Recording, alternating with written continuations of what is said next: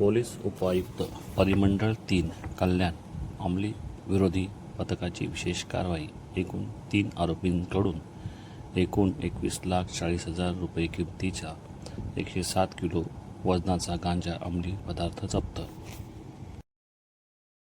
पडादा police स्टेशनच्या हद्दीमध्ये जे अंमली पदार्थ विरोधी पथक जे आपल्या परिमंडळामध्ये काम करत आहे, सदर पथकाचे आपले जे अधिकारी आहेत API अनिल गायकवाड, ठोके जितेंद्र ठोके ग्रेड PS आणि सर्व टीमने सगळी कामगिरी केलेली आहे आणि खडकपाडा वाडेकर परिसरामधून आपण 3 आरोपींना त्यामध्ये ताब्यात घेतलेला आहे। त्यांच्याकडून 107 किलो गांजा त्यांच्याकडून जप्त केलेला आहे। 3 जे आरोपी ताब्यात घेतलेले आहेत, या तिन्ही आरोपींचं यापूर्वीच NDPS गुन्ह्यासंदर्भातलं रेकॉर्ड आहे।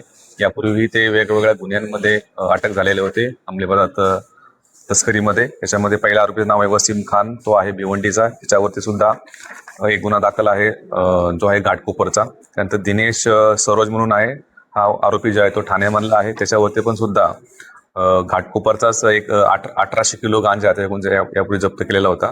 त्यानंतर तिसरा जो आरोपी आहे जो मोहित वर्मा, तो मुलुंड पोलीस स्टेशनचा, याच्यावर सुद्धा मुलुंड पोलीस स्टेशनमध्ये NDPS गुन्हा दाखल होता। अशा प्रकारची जी कामगिरी जी आहे ती आमच्या पथकाने केलेली आहे। याच्यामध्ये अजूनही कोणते आरोपी आहेत ज्यांनी हा माल इथं सप्लाय केला होता आणि ह्या साखळीमध्ये इतरही काही आरोपी असू शकतात, त्या अनुषंगाने आमचा तपास सुरू आहे। सध्या त्या तिन्ही पण आरोपींना आम्ही अटक केलेली आहे आणि कोर्टासमोर हजर केला असता आरोपींना आता 9 तारखेपर्यंत त्यामध्ये पोलीस रिमांड दिलेली आहे।